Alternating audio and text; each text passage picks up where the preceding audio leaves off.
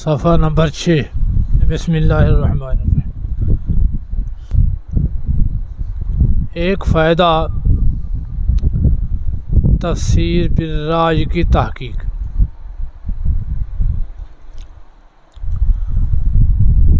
اپنے رائے پر قرآن کی تفسیر کرنا، اس بارے میں کچھ ہدایات۔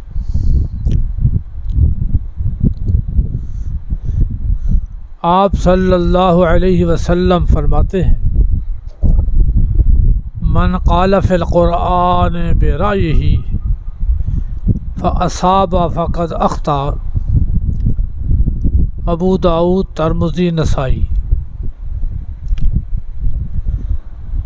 جس نے قرآن حکیم میں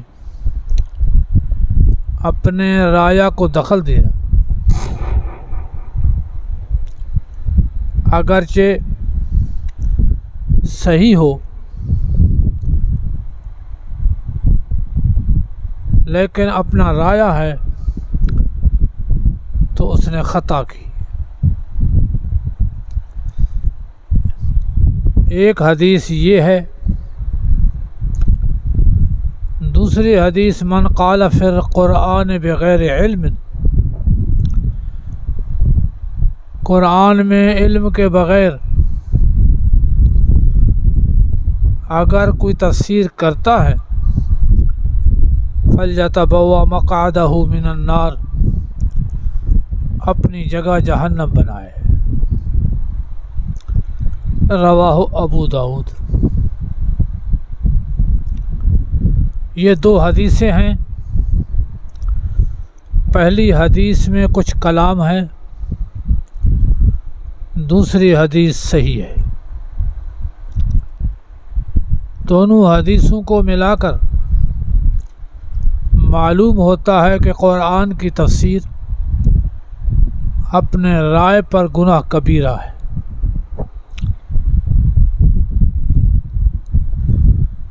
لیکن جب دیکھا جاتا ہے، ہر آیت کی تفسیر نبی علیہ السلام سے منقول نہیں ہے۔ صحابہ، تابعین، تبع تابعین، ان سے تفسیر قرآن کی نقل ہے۔ ابن جریر طبری، اس کی تفسیر ہے۔ اسی طریقے سے در منصور ہے۔ پھر ابن جریر کا اختصار ابن کثیر ہے۔ تو یہاں صحابہ، تابعین، تبع تابعین کے اقوال موجود ہیں۔ یہ ساری امت گناہ کبیرہ کا مرتکب نہیں ہوتی، تو پھر تفسیر بالرائے کا کیا مطلب ہوگا؟ اس پر علامہ قرطبی، علامہ خازن اور دوسروں نے وضاحت کی ہے کہ قرآن کی تفسیر کرنے والا اگر ایک اپنا عقیدہ پہلے بنا لیتا ہے، کسی مسئلے میں اپنی رائے ایک قائم کر لیتا ہے، اس کے بعد قرآن کی آیات کو تلاش کر کر کے اس کے مطابق فٹ کرتا ہے، تو یہ قرآن کے تابع نہیں، قرآن کو اپنے تابع کر رہا ہے۔ اپنی رائے ہے، اپنا ایک عقیدہ ہے، اس پر قرآن کے آیات کو منطبق کر رہا ہے۔ ہو سکتا ہے صحیح ہو، پھر بھی وہ خطا ہے کہ یہ قرآن کے تابع تو نہیں ہے۔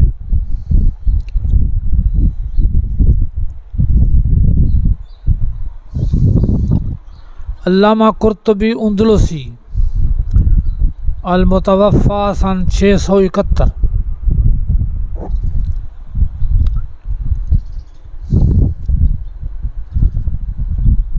فرماتے ہیں کہ تفسیر بالرائے کی ممانت کا مطلب یہ ہے ان یکون لہ فی الشیء رائے وإلیہ میل من طبعہ وہواہ، اس کا کسی شے میں اپنا ایک رائے ہو تبھی میلان اس کی طرف ہو، اس کی خواہش وہی ہو،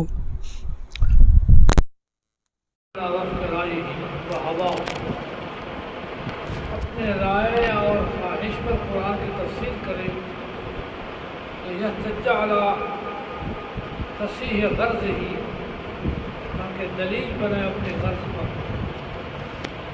یہ گناہ ہے۔ پہلے عقیدہ رکھیں پھر قرآن کو اس کے مطابق بنائیں، قرآن کے تابع نہیں ہو رہا، قرآن کو اپنے رائے کے تابع کرنا، صحیح ہو یا غلط ہو غلط۔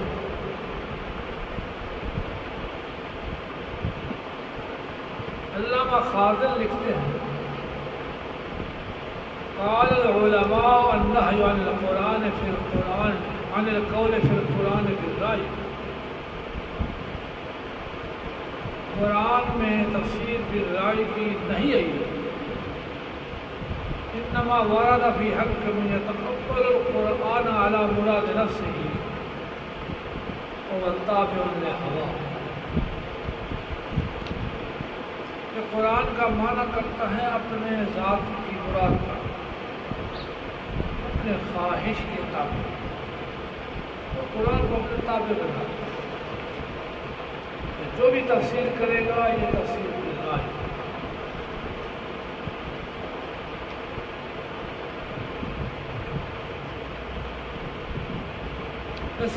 اس کی مثال کما یحتج ببعض القرآن علی تصحیح بدعتہ، اپنا ایک نو عقیدہ بنایا ہوا ہے بدعت، اس پر دلیل بناتا ہے قرآن، جانتا ہے کہ قرآن کی مراد یہ نہیں ہے، اپنی بدعت کے تابع قرآن کرتا ہے تاکہ اپنے خصم کا جواب دے سکے، کما یستعملہ الباطنیہ والخوارج، شیعہ اور خارج ایسا کرتے ہیں، غلط مقاصد کے لیے قرآن کی تفسیر، الف لام میم ذالک الکتاب، ذالک الکتاب کا معنی شیعہ کرتے علی، ذالک الکتاب یعنی علی، اس طرح یرید اللہ لیذھب عنکم الرجس اہل البیت، اہل بیت ازواج کو ہٹا کر 5 میں کرتے ہیں، حالانکہ یہ آیات ہیں ازواج کے بارے میں، نبی علیہ السلام کی بیویوں کے بارے میں، لیکن وہ اپنی بدعت کرتے ہیں۔ اس حوالے سے قرآن کی تفسیر اپنے تابع ہے، قرآن کی مراد اپنے تابع کرنا، اس کا نام تفسیر بالرائے۔ کما یحتج ببعض القرآن علی تصحیح بدعتہ، اپنی بدعت کی تصحیح کے لیے قرآن سے دلیل بناتا، وَيَعْلَمُ أَنَّ الْمُرَادَ مِنَ الْآيَةِ غَيْرُ ذَلِكَ، جانتا ہے جو میں مراد لے رہا ہوں یہ نہیں ہے، اور لیکن غرضہ ان یلبس علی خصمہ بما یقوی حجۃ ولا بدعۃ، وہ اعتبار کرتا ہے اپنی بدعت کو ثابت کرنے کے لیے خصم کے مقابلے، کما یستعملہ الباطنیہ، جیسے شیعہ اور خارجی اور ان کے غیر اہل بدعت اپنے مقاصد فاسدہ میں یہ کام کرتے ہیں۔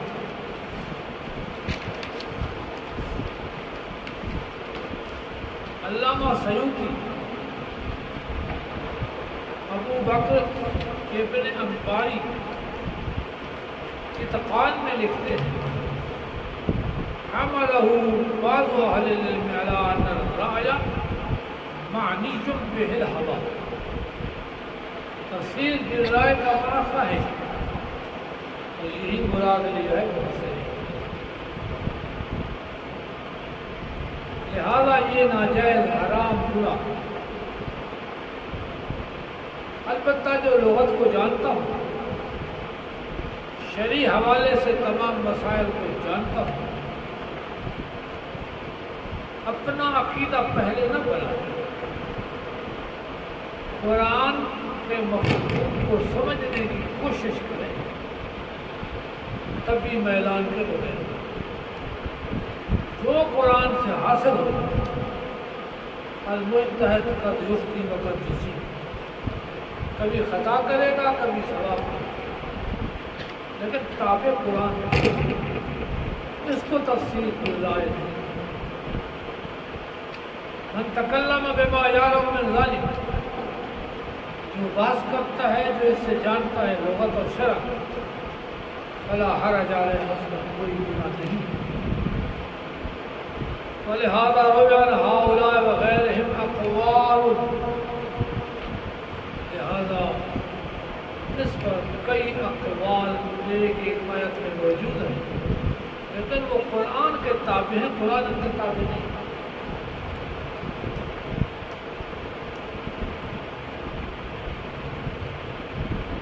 علامہ خاضر فرماتے ہیں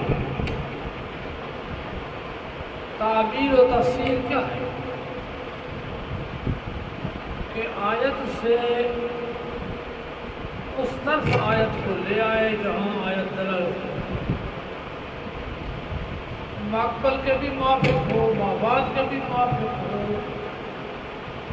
اور قرآن و سنت کے بھی باقی موافق ہو، وہ تفسیر بالرائے نہیں. تعبیر صرف الآیت علی طریق الاستنباط ہے. آیت کا چلانا پھیرنا استنباط کے راستے میں علی معنی یلیق ہو گیا، ایسا معنی جو اس کے لائق ہے. محتمل لما قبلہا و ما بعدہا، ماقبل ما بعد کی مخالفت نہ ہو، کتاب و سنت کی مخالفت کی نہ ہو. اس قسم کی قرآن کی مراد لینا اس کو تفسیر بالرائے نہیں کہتے. بس صاف مطلب قرآن کے موافق ہو ٹھیک، قرآن اپنے موافق بتائے تو غلط.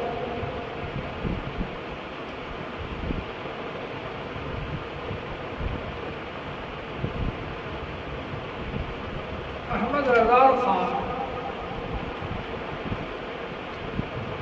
پاکستان میں اس کو بریلی کہتے ہیں. بریلی ہندوستان میں ایک شہر، اس میں یہ رہتا تھا اور اپنے بدعات اور قرآن و سنت سے دلائل لگا.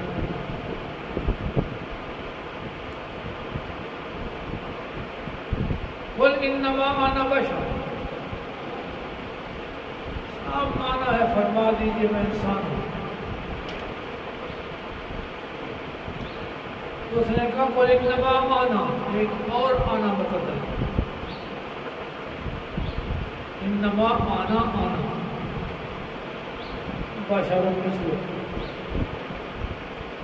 میں تو میں ہوں، بشر تم جیسے. آنا میں تو میں ہوں،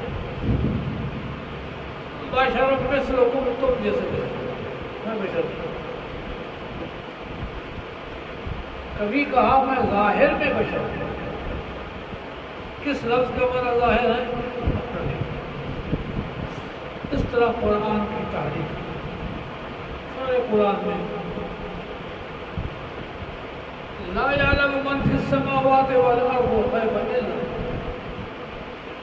سارے آسمان زمین والے غیب نہیں جانتے. لا یعلم، غیب نہیں جانتے. اس نے ایک لفظ لکھا، ذاتی طور غیب نہیں جانتے.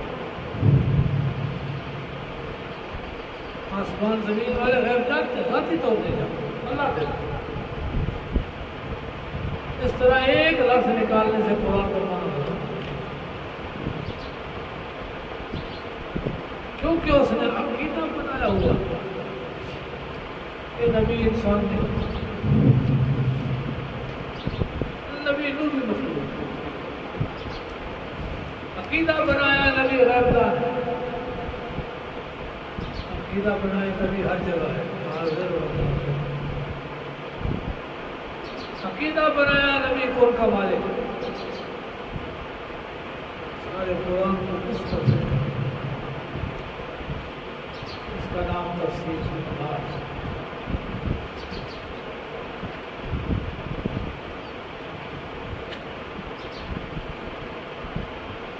لہذا جو قرآن میں ہے اس کے مطابق وہ تفسیر ہو جائے گی، جو دل میں ہے اور قرآن اس کے مطابق کرے گی تفسیر ہو جائے گی۔ غیب کی تبلیغ ایک مولوی لاہور میں گزرا ہے جس کا نام تھا عمر، پچھلا ایک جگہ ہے لاہور میں، وہاں یہودی بھی محرم ہوں گے، لیکن اس جیسا قرآن میں محرم مطلب نہیں۔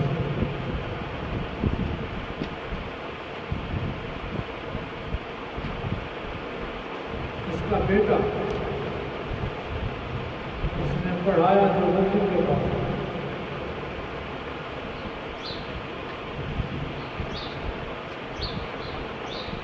لے آیا بیٹا کہ ہمارے بریلی کے مدرسے میں تعلیم نہیں ہے، لاہور جامعہ شرفیہ میں شامل ہے، لیکن وہ باپ سے بھی بڑھ کر باہر ہے۔ ادھر رحیم یار خان میں آیا، رات کو تقریر کر رہا تھا، کون کہتا ہے شرک پورا ہو،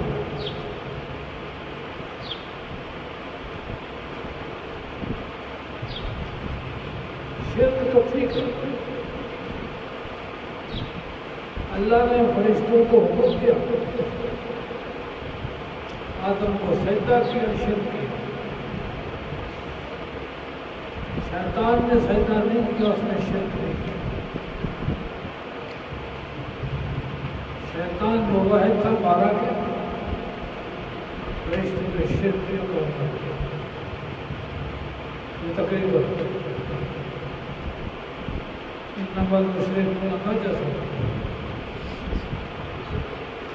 لا يغفر أن يشرك به لو أشركت ليحبطن عملك لئن أشركوا حبط عملك مقدس سوا۔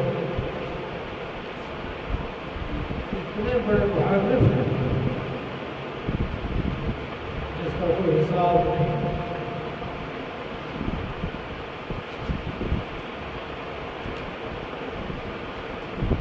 ادھر تقریر کرنا اس کا پار وہی میں آتا ہے بڑے نغمے کے ساتھ،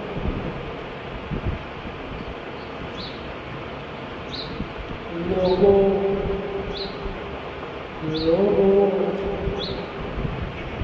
ان دیوبندیوں کے قریب نہ جاؤ، دیوبندیوں سے بچو، قرآن کہتا ہے دیوبندیوں سے بچو، کیسے؟ لا تقربا هذه الشجرة، دیوبند کے قریب نہ جاؤ، اور شجرہ کا دیوبند ایسا محرف جس کا حساب نہیں۔ یہ تفسیر دیتا ہے قرضی سے قرآن کا ترجمہ کرنا، اپنے باطل عقیدے پر۔ صفحہ نمبر 61 أعوذ بالله من الشيطان الرجيم بسم الله الرحمن الرحيم ألم تر إلى الذين خرجوا من ديارهم وهم ألوف حذر الموت قال لهم الله موتوا ثم أحياهم إن الله لذو فضل على الناس ولكن أكثر الناس لا يشكرون.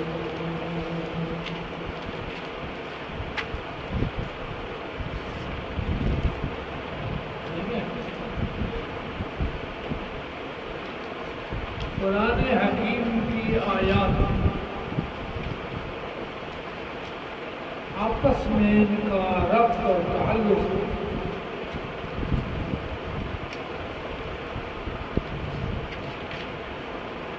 معنوی مناسبت ایک مفہوم سے دوسرا مفہوم ذہن کے قریب ہے. فصیح بلیغ کتاب میں مناسبت ضروری ہے، اس کو ربط کہتے ہیں.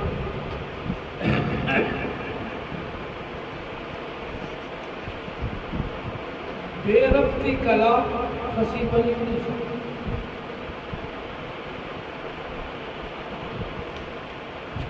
ایک آدمی واقعہ سنا رہا ہے کہ میں سائیکل بہت اچھا چلاتا ہوں.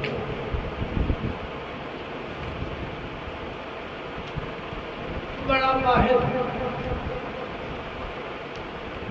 پھر کہتا ہے ہماری بھینس جاموس دودھ چلے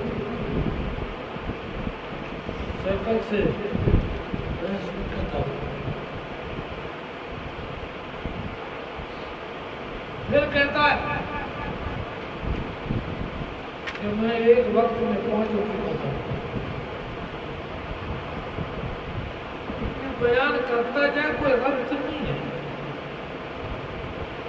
یہ بیتوی کلام ہے. قرآن ایسا بسم اللہ کی با سے لے کر والناس کی سین تک سارا قرآن جڑا ہوا آپس میں مربوط ہے اور ربط دینے کی مناسبت پیدا کرنے کے کئی طریقے. اب یہ آیت ہے الم تر الی الذین خرجوا من دیارہم وهم ألوف. ایک واقعے کی طرف اشارہ ہے کہ ایک شہر پر دشمن حملہ آور ہے. بجائے مقابلے کے بعد شہر والے بھاگ گئے، دفاع نہ کیا.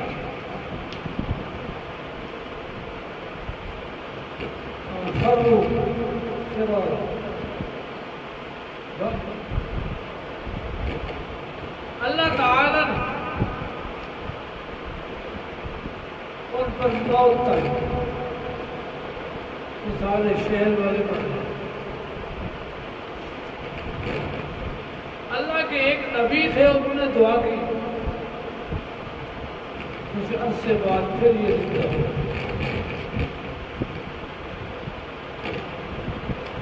اللہ تعالی نے یہ واقعہ بیان کیا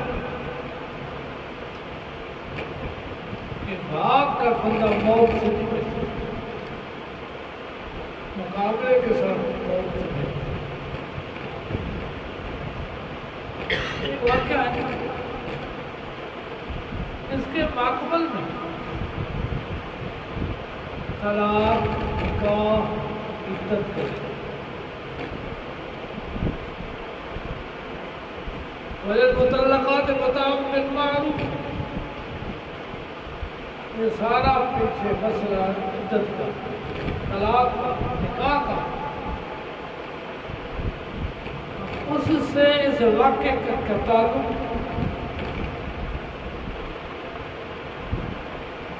تو قرآن ایک اصطلاح ہے کہ ایک مضمون مقصودی چل رہا ہوں، مناسبت سے درمیان میں کوئی اور مسئلہ، پھر اس مقصود کی طرف لوٹنا ہے، اس مقصود کی طرف رجوع کرنا ہے۔ علم تارا کا رجوع اصل میں مسئلہ جہاد کا تھا۔ قاتلوا الذین یلونکم من الکفار، جہاد کا تھا۔ درمیان میں کوئی دیگر مسائل آ گئے مناسبت سے، پھر اس جہاد کی طرف لے جانا۔ اللہ تعالیٰ کے ساتھ ایک واقعہ بیان کیا اور آگے پھر قاتلوا فی سبیل اللہ واعلموا ان اللہ سمیع علیم، جہاد کا مسئلہ۔ جہاد کو جہاد سے ربط دینے کے لیے علم تارا کے ساتھ درمیان میں ایک واقعہ اس مناسبت سے ذکر کیا۔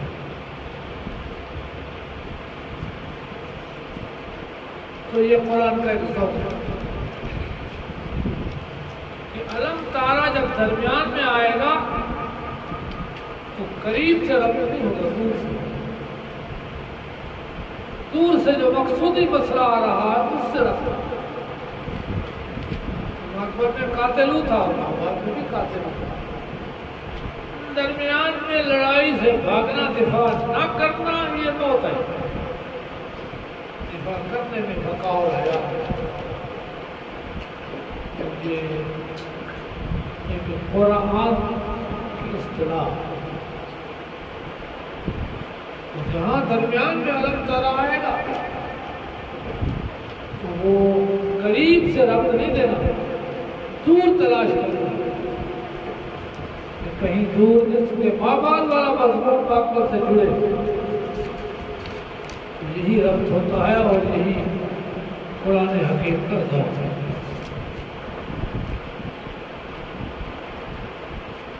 اگر علم تارا ابتدا میں آئے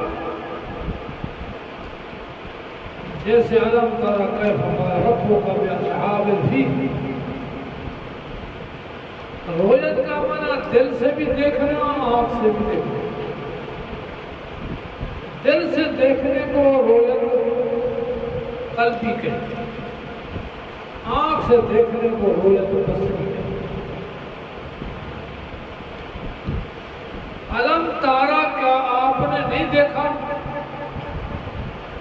دیکھ لیں، یہ واقعہ ہے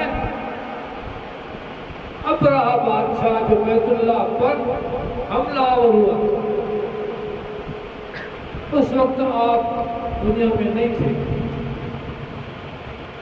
50 دن بعد میں پیدا ہوا، تو پھر آنکھ کی رویت تو نہیں ہو سکتی، تو آپ تھے، تو یہ دل کی رویت ہے۔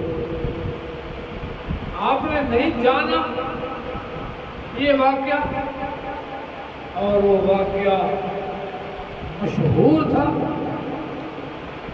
عرب کے لوگوں نے اس وقت میں بڑے قصیدے لکھے تھے جس کا حساب تھا۔ اللہ نے فرمایا آپ نے نہیں جانا، آپ کو علم نہیں ہوا، تو یہ علم لے لو، تو یہ رویت قلبی ہے، بصری نہیں۔ تو ابتدا میں واقع ہو تو کبھی رویت قلبی ہوتی ہے، اور یہاں رویت قلبی ہے کہ آپ نے جانا نہیں تو اب جان لو کیف فعل ربک باصحاب الفیل، کہ حادثے والوں کا انجام کیا ہو۔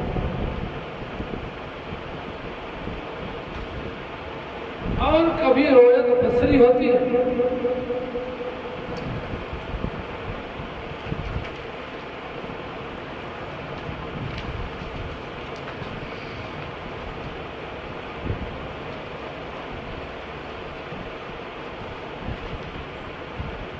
صفحہ نمبر 9 میں کاپی میں عن عائشہ رضی اللہ تعالی عنہ قالت دخل على النبي صلى الله عليه وسلم فقال ألم تر أن مزرا ناظر آنفا إلى زید بن حارثہ. امام طحاوی نے حدیث لکھی لوگ حضرت زید جو نبی علیہ السلام کے متبنہ تھے کہتے تھے زید بن محمد، یہ محمد صلی اللہ علیہ وسلم کا بیٹا. اللہ نے روکا ادعوہم لآبائہم، جو اپنے حقیقی باپ ہیں ان کی طرف نسبت کرو، مجازی باپوں کی طرف نسبت نہ کرو.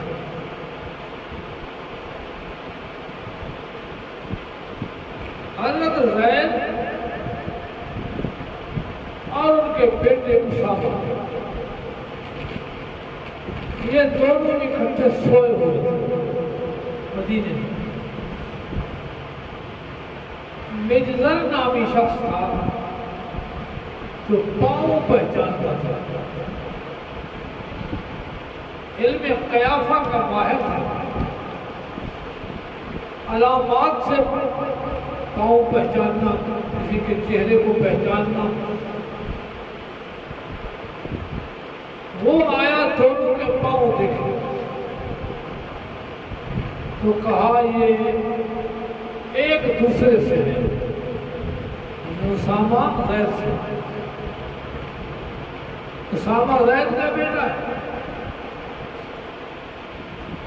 تو آپ اس پر خوش ہوئے کہ مجزر نے تصدیق کر لی کہ وہ خاندان نبی کے خاندان سے الگ ہے. وہ خاندان اپنی الگ نسبت رکھتا ہے، نبی کا بیٹا نہیں ہے. تو علم ترى میں بی بی عائشہ صدیقہ کو آپ نے علم ترى کہا، کیا تو نے نہیں دیکھا؟ یعنی دیکھ لینا چاہیے. اس نے قرآن کی تصدیق کر دی ہے کہ اسامہ اور زید یہ میرے بیٹے نہیں ہیں، یہ آپس میں ایک بیٹے.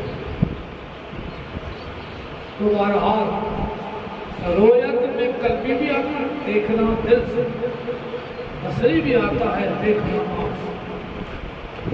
صفحہ نمبر 22. وَكُلُّمَا عَاهَدُوا عَهْدًا نَبَذَهُ فَرِيقٌ مِّنْهُمْ بَلْ أَكْثَرُهُمْ لَا يُؤْمِنُونَ.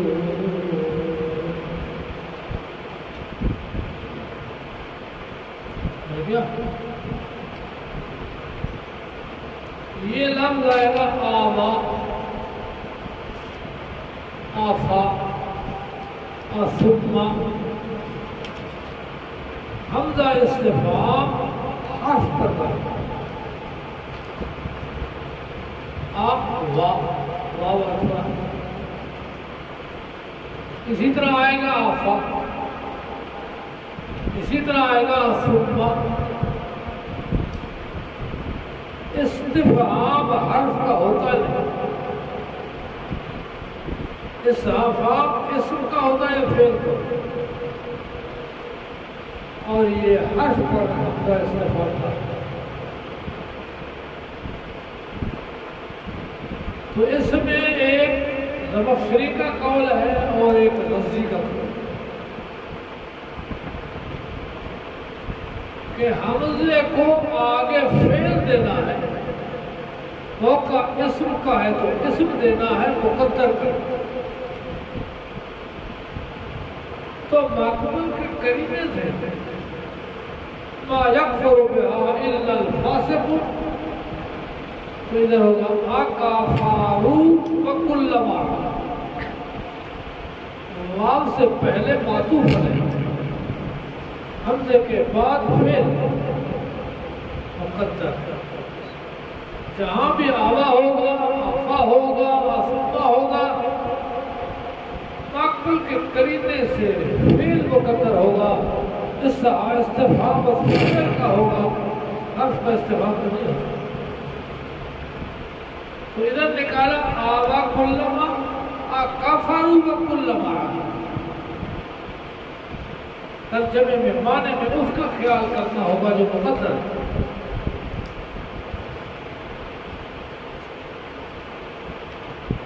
رضی کہتا ہے مقدر کرنے کی ضرورت نہیں ہے. اصل میں حمزہ استفہام یہ مابعد کے لیے، یہ استفہام ہے نابضہ پر. کلما عاہدوا عہدا ونبذہ، جو مابعد میں فعل جیسے ہوگا یہ استفہام اسی کا. لیکن استفہام صدارت کو تقاضا کرتا ہے تو وہاں سے ہٹا کر ابتدا میں ہے. استفہام ابتدا کلام کو تقاضا کرتا تو وہ درمیان میں تھا نابضہ ہے اسی کا استفہام. لیکن صدارت کی وجہ سے، ہدایت کے تقاضے کی وجہ سے حمزے کو پہلے.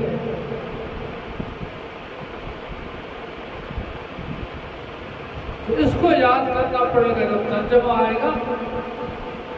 تو ترجمے میں استفہام کس کے ساتھ لگانا؟ کلما تو حرف اس کے ساتھ نہیں لگے گا. آبا میں وا تو حرف ہے، اس کے ساتھ تو نہیں لگے گا. یا مقدر ہوگا یا ما بعد میں جو فعل کھڑا ہے اس کا استفہام ہوگا اور اس کو اٹھا کر ابتدا میں لایا کیونکہ استفہام ابتدا بدایت اور صدارت کرتا ہے. اس قانون کو ترجمے میں یاد رکھنا تاکہ ترجمہ صحیح ہو سکے.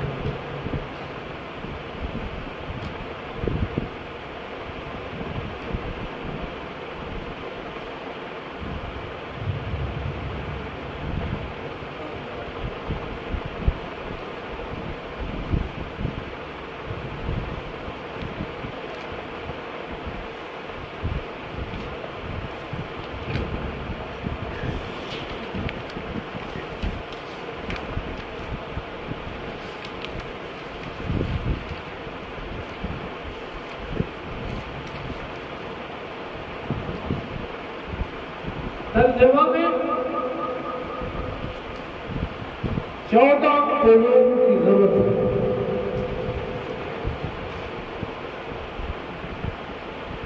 اربع عشر علم، پھر جا کر ترجمہ صحیح ہوگا. ایک پروفیسر صاحب ہے مجھے کہنے لگے میں ترجمہ لکھ رہا ہوں. پڑھا تو ہے نہیں ترجمہ کا لکھتا.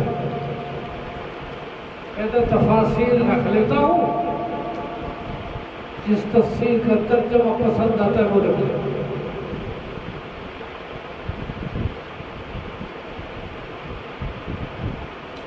تو میں نے کہا کہ قرآن حکیم میں وَيَبُدُّهُمْ فِي طُغْيَانِهِمْ يَعْمَهُونَ، اللہ ان کو پڑھاتا ہے منافقین کو سرکشی. یعمہون حیران پھرتے.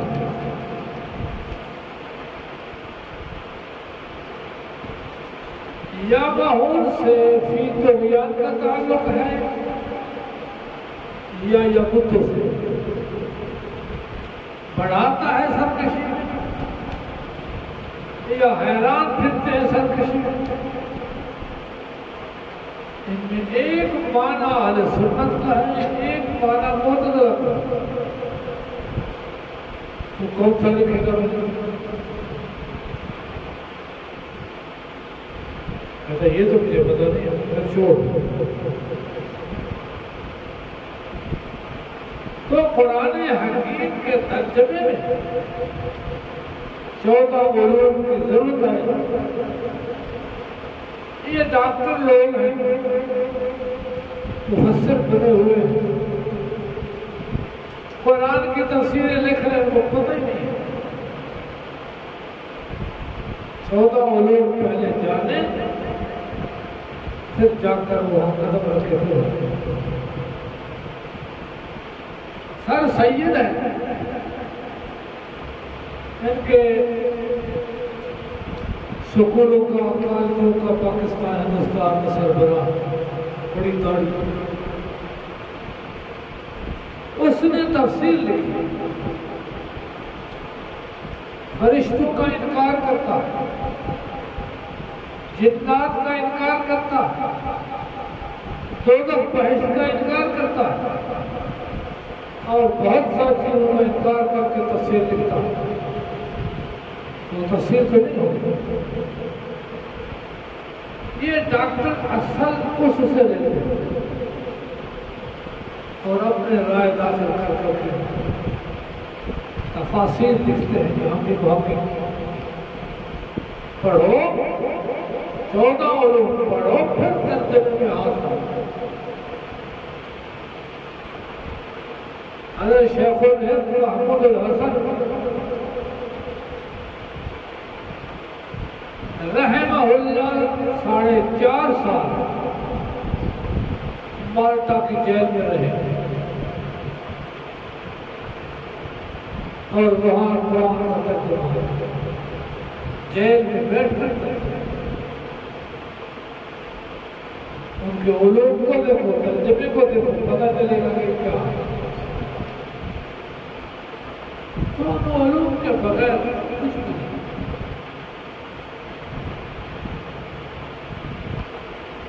علم تارا ذہن میں آیا، اب کلما آیا ہے دو اصطلاح۔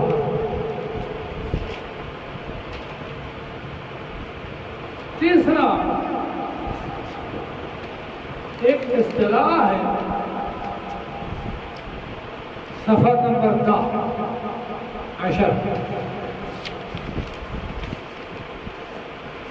علفتها طبنا وماء باردا۔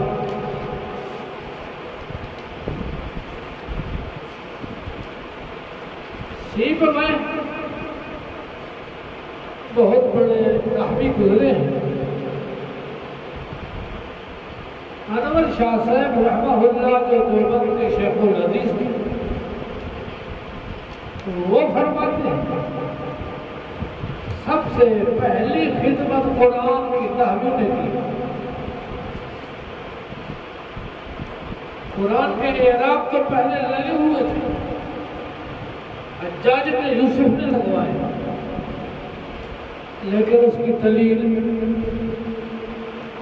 تو اس اعراب کو مدلل نحوی نے کی۔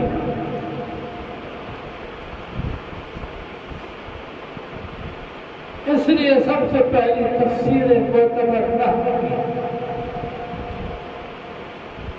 ان بڑے نحویوں میں دو، علامہ سیبوی، یہ بصرہ کے رہنے والے ان کو بصری کہتے ہیں، اور علامہ کسائی یہ کوفے کے رہنے والے۔ 8-9 سال سیبوی پہلے فوت ہوئے ہیں کسائی سے، یہ بصری کوفی نام ہے۔ تو سیبوی کی نحو کی کتاب ہے الکتاب، نام ہے الکتاب۔ اس میں انہوں نے ایک باب قائم کیا ہے، علفتها طبنا وماء باردا۔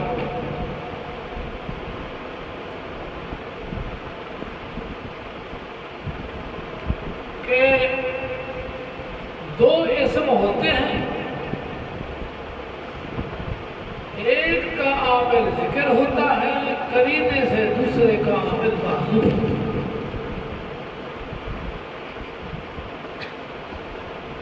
ظاہر معنی نہیں بنتا، لیکن وہ محذوف مقدر کر رہا تو معنی بنتا۔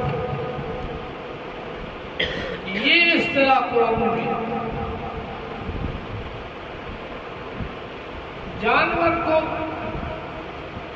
گھاس کھلایا جاتا ہے، پانی پلایا جاتا ہے، عرب کہتا ہے الفتھا تبنا وبال باردا، میں نے جانور کو گھاس کھلایا، پانی کھلایا،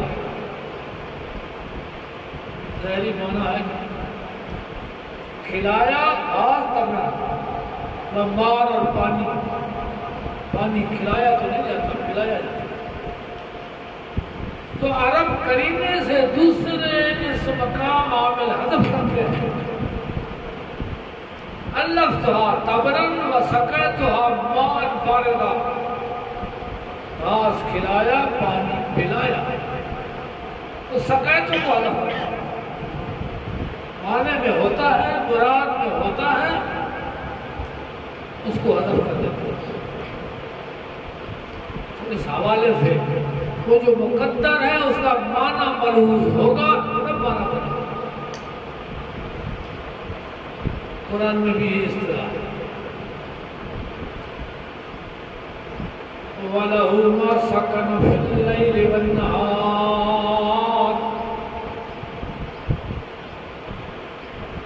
پارہ 7 سورہ انعام نمبر 4۔ لہو اسی کے قبضے میں ہے، ما ساکنا تمام وہ چیزیں ہیں جو سکون پکڑتی ہیں، آرام کرتی ہیں رات میں، آگے والنہار اور دن میں تو سکون نہیں ہوتا، حرکت ہے، ہر چیز چل پھر نہیں،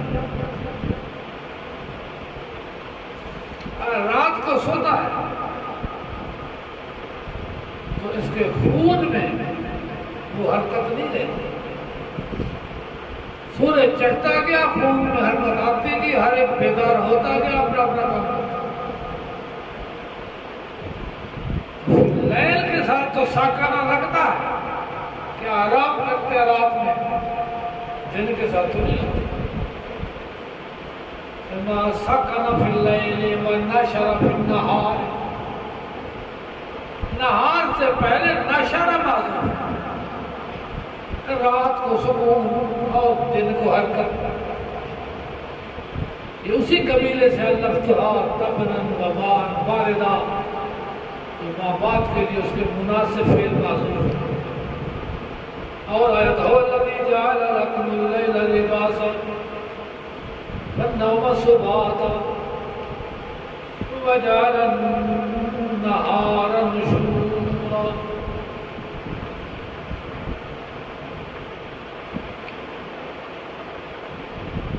بنایا تمہارے لیے رات کو لباس، نیند کو آرام،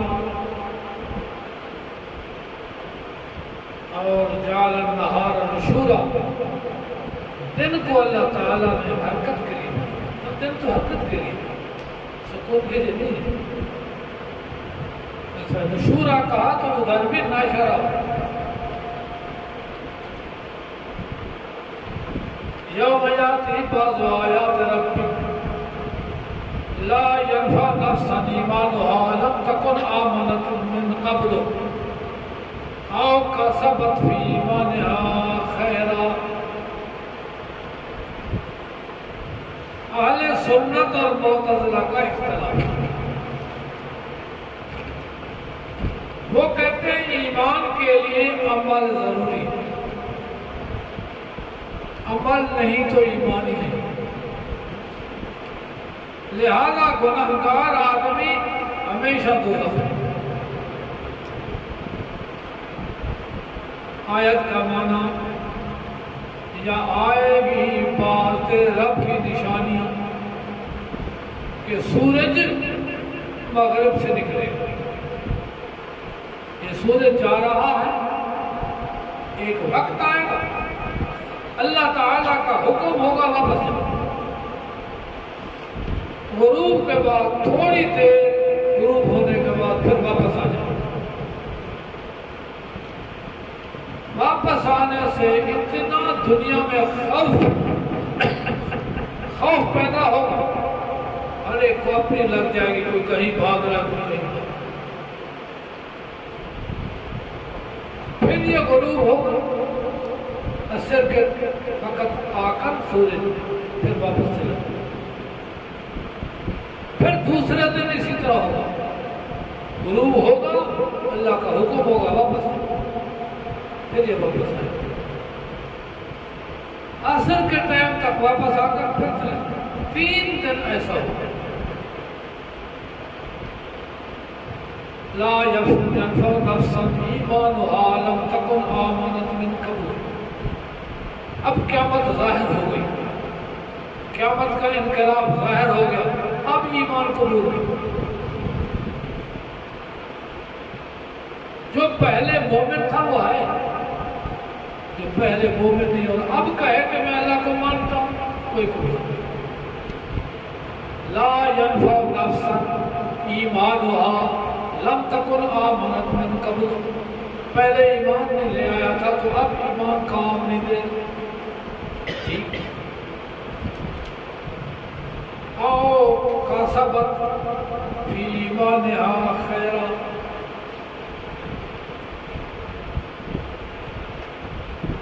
اپنے عمل ٹھیک نہیں کی، اس سے پہلے گناہگار تھا، تو اس وقت عمل اچھے کر لے تو پھر بھی ایمان کام نہیں دے۔ اب عمل کی خرابی سے ایمان کی نفی کے ایمان کام نہیں دے، حالانکہ جو پہلے ہے وہ ہے، ایمان ہے تو ہے، اعمال خراب ہیں تو اعمال اچھے کرے نہیں ہوں گے لیکن ایمان تو رہے گا۔ معتزلہ کہتے ہیں عمل نہیں تو ایمان نہیں، ظاہر مانا ہو یہ کرے گا۔ اہل سنت کا مسلک کہ گنہگار مومن جنت جائے گا ایک نہ ایک دن، ویسے اللہ بخش دے، سزا دے کر دے۔ اگر اس آیت کے ظاہر کو دیکھا جائے تو جب یہ قیامت کی علامت ظاہر ہوگی ایمان کام نہیں دے گا، اگر پہلے ایمان نہیں دے، علامت ظاہر ہوگی، عمل اچھے نہیں کیے اب کرتا ہے، تب بھی ایمان کام نہیں دے۔ اب عمل اچھے کر رہا ہے لیکن پہلے عمل اچھے نہیں ہیں تو وہ پہلا ایمان بھی ختم۔ عمل اور ایمان کو لازم ٹھہراتے ہیں، ایمان کے ساتھ عمل ہے تو پھر ایمان ہے، عمل نہیں ہے تو اس کا ایمان اس وقت معتبر نہیں ہوگا، یہ وہ مطلب۔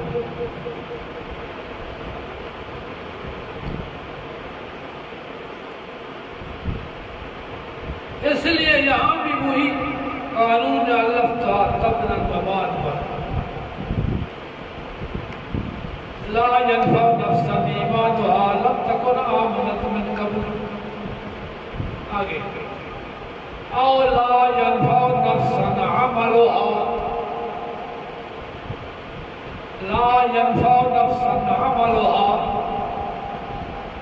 لم تکن کسبت فی عملها خیرا، اگر اس سے پہلے اچھا عمل نہیں کیا، اس علامت کے بعد اس کو نیک عمل کام نہیں دیں گے، ایمان کی بات نہیں ہوگی، ایمان اپنا رہے گا لیکن عمل اچھا نہیں کیا تو اب عمل اچھا کرے تو علامت کے بعد جیسے ایمان قبول نہیں ویسے عمل بھی قبول نہیں،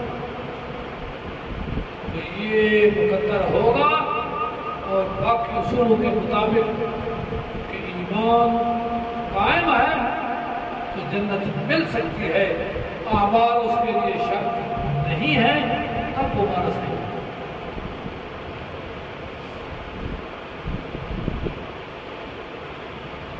شراکت پڑی ہے تو پھر تو اس میں ہے، اگر نہیں پڑی تو اہل سنت کا مسلک ہے گناہ کبیرہ کا مرتکب جب ایمان موجود ہے سزا کے بعد یا معافی سے وہ بہشت میں جا سکتا ہے. صاف صریح حدیث موجود ہے کہ جس کے دل میں ذرہ برابر ایمان ہے اللہ فرمائیں گے ان کو نکالو بہشت. تو ایمان کے لیے عمل مزین ہے، ایمان کی تزیین اور تصحیح کرتا ہے، ترقی ہوتی ہے، نہیں پھر بھی جنت جا سکتا ہے. معتزلہ کہتے نہیں، جو گناہ کبیرہ کا مرتکب ہے، زنا کا، چوری کا، ڈاکے کا، برائی کا، تو وہ مومن ہی نہیں. ایمان ہوتے ہوئے ایمان نہیں ہے. گناہ کبیرہ ہوگا تو ایمان نہیں. یہ ان کا مسئلہ ہے. اہل سنت کا ہے کہ گناہ کبیرہ کبیرہ ہے، لیکن گناہ ہے لا یغفر من یشرک ویغفر ما دون ذلک لمن یشاء. شرک کے بغیر معاف کر سکتے. اس لیے ایمان میں گناہ کبیرہ کا بچنا شرط نہیں.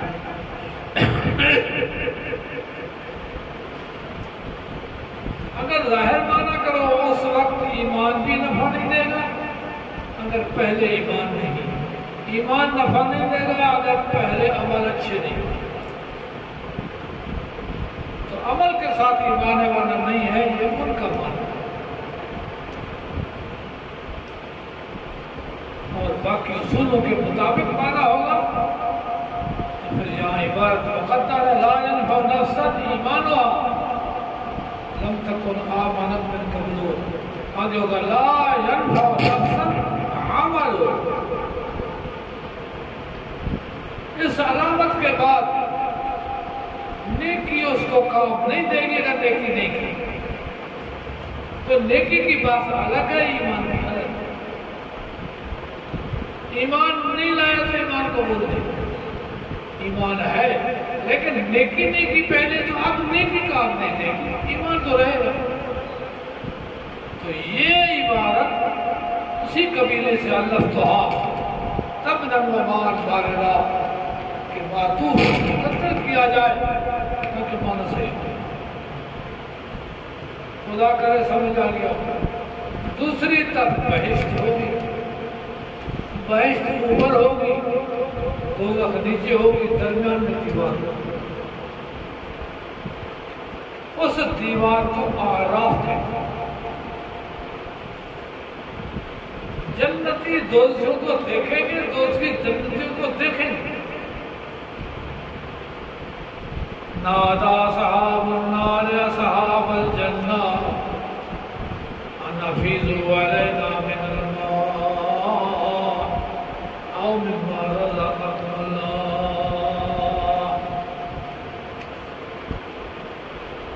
سورہ اعراف. دوزخی بلائیں گے بہشتیوں کو، پیاس ہے، بھوک ہے، آگ ہے. ان افیضوا علینا من الماء، کچھ پانی کا گھونٹ ادھر ڈالو. یہ اللہ تعالیٰ جو تمہیں کھلا رہے ہیں اس سے کچھ حصہ ہمیں دے دو.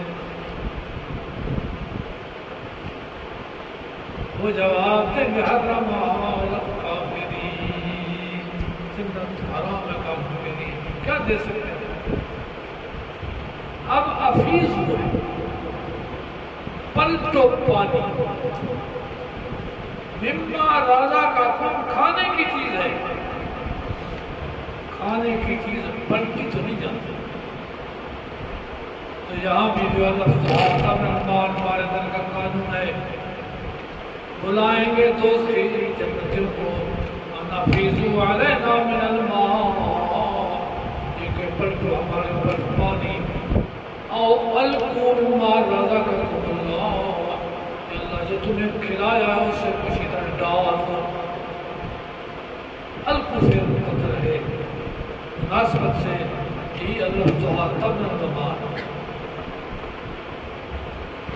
يثبت الله الذين آمنوا بالقول الثابت في الحياة الدنيا وفي الآخرة۔ اللہ تعالیٰ کلمے کے ساتھ دنیا کی زندگی میں مومن کو مضبوط رکھتا، آگے آخرت میں بھی۔ آخرت میں کلمہ پڑھنا نہیں ہے، کلمے کی جزا ہے، ثواب ملتا ہے، کلمہ جو ہے یہاں ہے۔ تو ادھر فی الآخرہ بھی وہی قانون ہے، يثبت الله الذين آمنوا بالقول الثابت في الحياة الدنيا۔ اللہ تعالیٰ دنیا میں مومن کو مضبوط رکھتا ہے، وَيَجْزِيهِمْ فِي الْآخِرَةِ، اور بدلہ دے گا ان کو، بدلہ دے گا ان کو آخرت میں۔ فی الآخرہ سے پہلے یجزی فی الآخرہ ہے، يثبت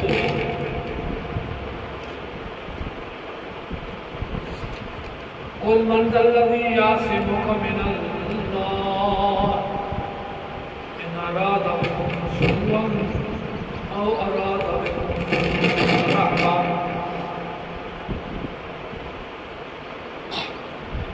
کون ہے وہ جو بچائے تم اللہ کے عذاب سے اگر ارادہ کرے اللہ تعالیٰ تمہارے ساتھ نقصان پہنچانے؟ اللہ فیصلہ کر دے اس قوم کو تباہی کا، کون بچا سکتا؟ آ گیا وَرَاتَ بِكُمْ رَحْمَةً، ہاتھ ڈالے تو مانا بڑا کون بچائے گا تم کو جب اللہ رحمت کرے گا؟ یہ مانا تو نہیں تھا، اس لیے یہاں بھی وہی ہوگا، من ذا الذی یمنع علیکم الرحمہ ان اراد بکم الرحمہ، کون تم سے رحمت روک سکتا ہے اگر اللہ رحمت؟ یمنع منکم الرحمہ فی القدر، اللہ وَمَّا بارزن کے قبیل ہے۔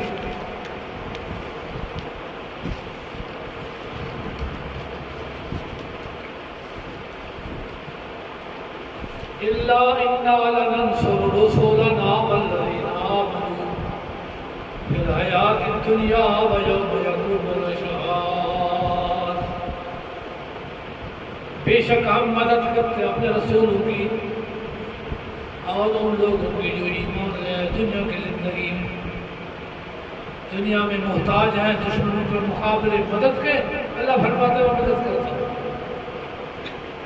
اور جس دن قائم ہوں گے گواہ، قیامت کے دن مدد کروں گا اور مدد کی ضرورت نہیں ہے۔ وہاں تو کوئی دشمن ہے نہ مدد کی ضرورت ہے نہ کوئی بدلہ ملنا، ادھر بھی وہی فعل معذور ہوگا، وَنَرْحَمُهُمْ يَوْمَ يَقُومُ الْأَشْهَادُ، دنیا میں مدد کرتے ہیں، آخرت میں رحمت کریں گے۔ مجھے بھی اسی قبیل سے اللہ تعالیٰ مارے گا کہ ہم رحمت کریں۔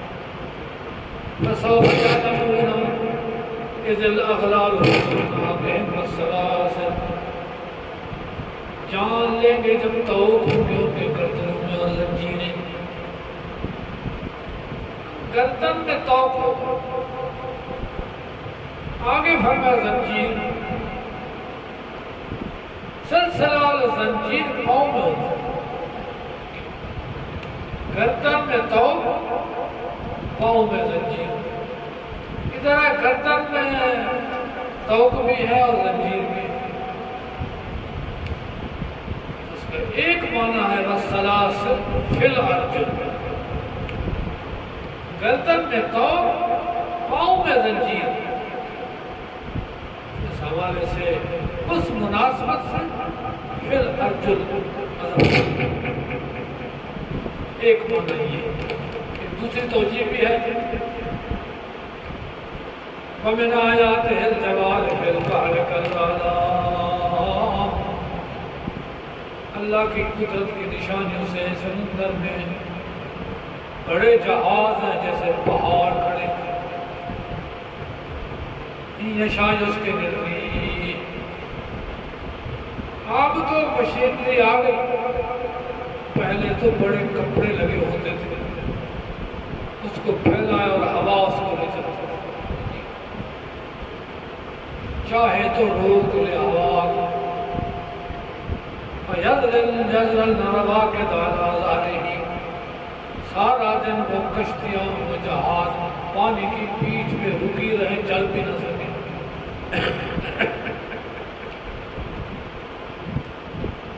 اور یوں بھی کوہنا بما کسب، چاہے تو کشتیوں کو سارا دن روک لو، آگے ہے چاہے تو ہلاک کر دو۔ رکی ہی کشتیاں ہلاک نہیں ہوتی، سمندر میں چلے گی، طوفان آئے گا، چکر میں وہ کشتیاں پھنسیں گی، پھر ہلاک ہو جائیں گی۔ مقبل میں تو ہے ہوا رکی ہے، ٹھیک ہے ٹھہری کھڑی ہے، آگے ہے کہ ہلاک ہوتی ہے، پھر ہوا رکنے کی بات نہیں، ہوا چلنے کی بات، اس لیے جہاں بھی ہوئی ہوگا او یات بریح عاصف فیوبکہن، چاہے تو ہوا کو روک لے، چاہے تو طوفان بھیج دے، اور اس طوفان سے پھر کشتی ہلاک ہو جائے۔ یات بریح عاصف مقدر، قل فمن یملک لکم من اللہ شیئا ان اراد بکم ضرا او اراد بکم نفعا، کون مالک ہوگا تمہارا اگر اللہ تعالیٰ نقصان کا ارادہ کرے؟ کون بچائے گا؟ آگے ہے ارادہ کرے نفع کا، پھر تو نہیں پڑتا کون بچائے گا، مقبل والا فعل نہیں لگ سکتا۔ اس لیے اراد بکم ضرر کے بعد ہے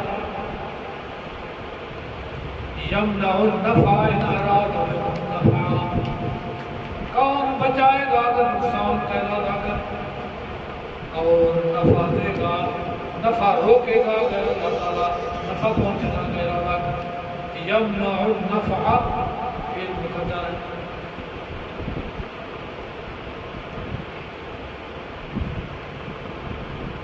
والذین تبوؤا الدار والایمان من قبلہم، مہاجرین سے پہلے جنہوں نے مدینے کو اپنا گھر بنایا، آگے ایمان من قبل، ایمان کو تو گھر نہیں بنایا جا سکتا، اس کی مناسبت سے فعل ماضی حصر الایمان، وہ جنہوں نے مدینے کو گھر بنایا اور ایمان اپنا قائم کیا، پہلے مومن ہوئے مہاجرین کے پہنچنے سے، حصر الایمان مقدر، آخرین منہم لما یلحقوا بہم، مقبل میں نبی قرآن پڑھتا ہے، نبی ان کو پاک کرتا ہے، نبی ان کو کتاب و سنت کی تعلیم دیتا ہے،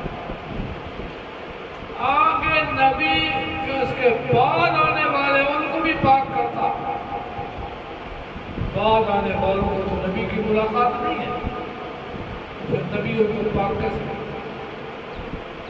اسی ادھر بھی مقدر ہے یطہر کتابہ آخرین، نبی پاک کرتا ہے اور نبی کا قرآن قیامت تک لوگوں کو پاک کرتا چلا جائے گا۔ یہ یطہر کتابہ اس کے مناسب بات،